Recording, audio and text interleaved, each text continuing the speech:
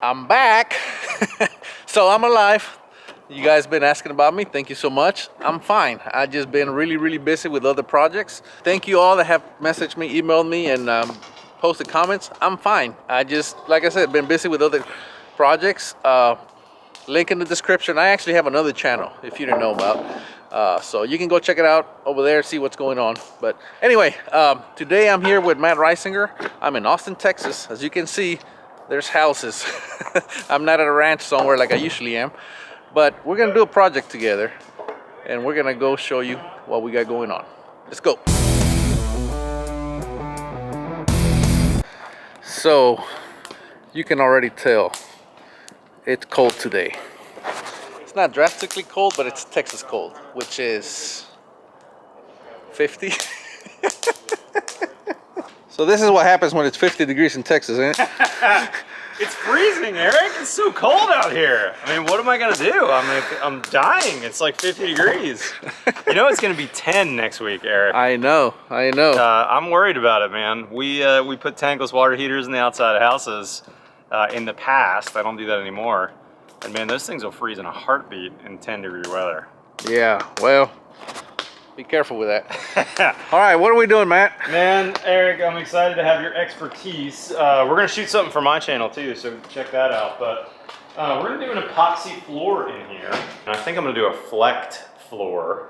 I kind of like those. You want to do the flakes? The flakes are cool. Now this is a 70s slab, Eric. I rebuilt a new house on top of the old slab. I'm on rock here. Wait, I thought this was a remodel.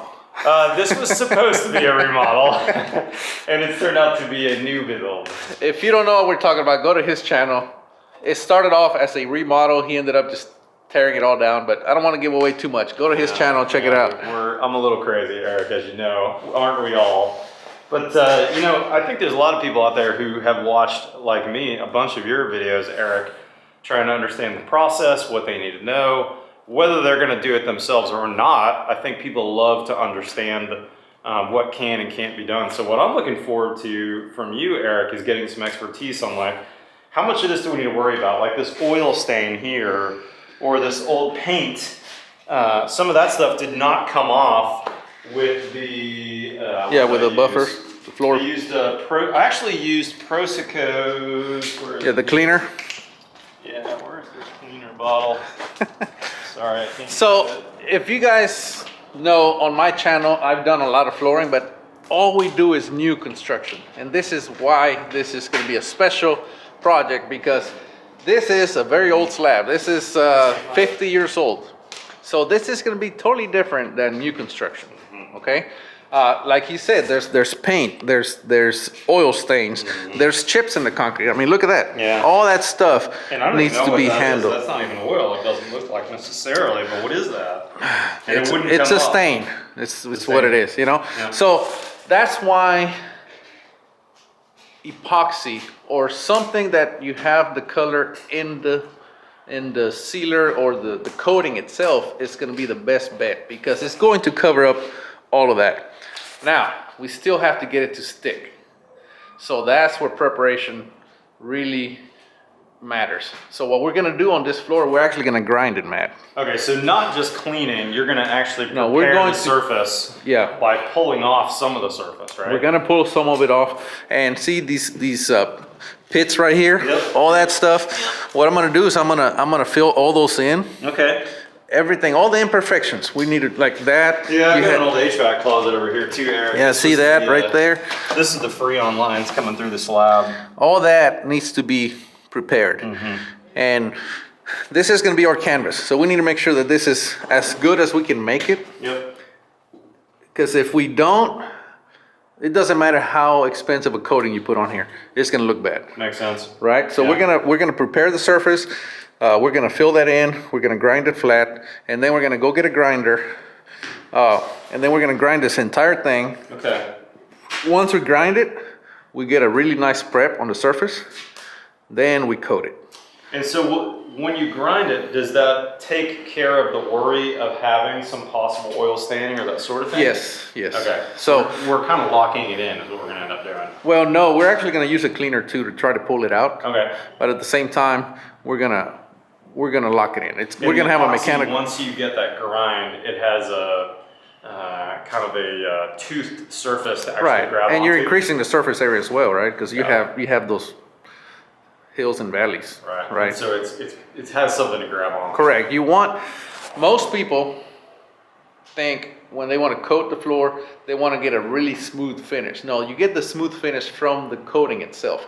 You want the concrete to be profiled so that the coating itself will stick to it. That makes sense. You know, think of it like trying to put a coating on glass. It's not gonna stick. Right. It's gonna peel right off. Correct. So you want to profile the surface. And speaking of that, Eric, what causes peel on jobs, or what would cause an adhesion issue for that epoxy? So moisture. Okay. That's a big one. Coming from the bottom up, right? Okay. Moisture is a big one. Lack of preparation. If you don't have enough, this was just smooth. if it was too smooth, it. right? And the third one, well, there's a lot of different ones, but a major one that people don't think about is heat. Okay, if it's too hot, the surface is too hot, the day is too hot, and humidity is high. Humidity actually accelerates the drying process. Okay, but if it's hot, the slab's hot, the coating is hot, it'll dry too fast. It won't actually penetrate. So it'll just dry on the surface. On the top. And it'll just stay there, and it'll delaminate. So yeah, it won't stick. So, and is there a with epoxy, and what we're planning on doing with it's a polyurea, right? Right. Is there any concern of being too cold? Yes. Yeah. So you have a range where sweet spot. Correct, but you want to keep it. It's like concrete. Too hot or too cold, they're both bad. Okay, gotcha. But so we're going to do this when it's not freezing weather, probably. Yes. But it's probably better not to do it in the heat of July either. It's exactly. But there's ways around both, right? If it's too cold, you can put heaters in here. Yep. Which is really hard. It's really hard to control Mother Nature, as you know, right? Yeah, for sure. In the heat, we can thin it down. We can cool it down. There's multiple ways that it can be done, but obviously the best way is just to find a day that has weather that's perfect from the get-go, right? Yeah, that makes sense. So anyway, so that's what we're gonna do. We're gonna prep this surface. Like I said, today I got some patch concrete, and I'm gonna go around and I'm gonna fix all that stuff, all these things that are not perfect. And this is what we did yesterday, Eric. We used this ProScope product with a buffer. This was at your direction. What's it called? Daily Clean, and we diluted it 2 ounces per gallon, and then Andrew and I rented a floor buffer with looks like a Brillo pad, scrubbed the whole thing down, and then rinsed it out with a coat last night. We just got a Right. So couple that's bottles. good. I mean, so I was here last week and I looked at it, and it looked way worse than this. Yeah, it's looking a lot better. So it's looking better. But like I said, once we grind it, we're gonna literally take off maybe a 1/16 of an inch or so, and we want to get it about a 80 grit sandpaper. Okay. That's what it's gonna feel like when we're done. Gotcha. We're going to expose some of the aggregate more than likely, but we're not worried about it because we're gonna coat it, cover right? everything. So those are some of the things that if you're doing new construction, grinding, if you go to my channel, I hardly ever grind for that purpose. You expose the aggregate, and if you're staining the floor, grinding is not a very good idea because you're getting rid of the paste, the cream, which is really what stains. Rocks don't stain. Right. So, but we're covering those rocks with that epoxy coat. And speaking of which, Eric, one thing that I want to get into on my channel is what's the difference between the coatings? Like I see some coatings that look like floor paint that I might have used on my grandfather's porch 50 years ago when I was a kid. What's the difference between the coatings we're using and what that might do? So you have epoxy, right? Epoxy is typically very high solids, about 100%. Okay. So if you put it down at 1 mil thick, it's going to dry at 1 mil thick. And it's a two-part component. Two-part, right? that's what you want. You want a two-part component. Yeah. Okay. You want the cross-linking. That's really going to tie in, right? Then you have polyurethane. Polyurethane, contrary to popular belief, is more abrasive resistant than epoxy. Interesting. So it's not more durable. It's just more abrasive resistant. Okay. Okay, so for example, we do this floor today, okay? We coat it today, and you have 1,000 people walk on it in 1 month. After that 1 month, the polyurethane is going to look better than the epoxy because it's more abrasion resistant. Okay. Now then you have polyurea. That's another step up. It's even harder coating. Oh, interesting. So, you know, it's just a higher performance product. Got it. The problem is the higher performance, typically the faster it dries, the better you need to be at it, the more experience. It's harder to apply. It's not a beginner's product. That's why it's very hard to find anything like that at a big box store. Got it. Because it's usually sold at places where professionals get the products, right? Because typically, if you try to put down polyurea, it's gonna dry on you too fast. It's not gonna stick, kind of like we talked about heat. Well, if you mix heat, moisture, and polyurea, it's gonna be a nightmare for you. Not gonna happen. And you're gonna blame, more likely you're gonna think the product was bad. Well, it wasn't. It was just prep. And the product is, you have, it's just, the margin of error gets cut down drastically. And it's part of that pot life too, that you only have so much time once you mix it. Oh, yeah. To do it basically. Pot life is critical. For example, all right, quick story. The first time I did a project, I thought, well, I want to make sure that I mix everything the same. So it's gonna take 3 kits. Let me just go ahead and mix them all at one time. I know where this story is going. Yeah. What happens is, if you mix 1 kit, let's just say it gives you 30-minute pot life. If you mix 2, it cuts it down to like 10 minutes. Ooh. And 3 cuts it down to like 5. Oh my gosh. It just, because it starts to heat up and react, and it just builds on itself. And it just, long story short, I got about half the bedroom done, and then the roller started like sticking on me. It was a nightmare. Brutal. So I called the the place where I got my supplies, and I said, hey, this happened to me. They're like, did you mix more than 1 kit? I'm like, yes.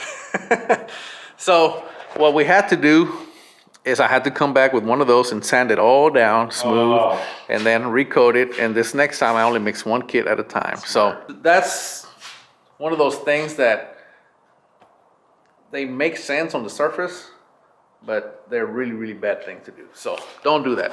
But back to pot life, polyurea, it's cut down drastically, especially again. See, another thing that people don't know, moisture speeds it up as well. Heat, so really moisture, humid, it's gonna dry a lot faster. When it's humid and hot, oh my God, it's just like super perfect fast. storm. Yeah. But anyway, there's a quick, that's the cliff notes on what can go wrong and how to prep your floors. But anyway, we're gonna get to work. Stick around. All right, another thing that I forgot to mention is epoxy is not UV stable. You can add a UV pack to it, but it is not recommended. So now, as you can see, Matt has a really big door here. Yeah, so if my door is open, that epoxy is gonna break down in time, isn't it? Well, it's gonna yellow on you. It's gonna yellow on you. And it's not gonna look pretty.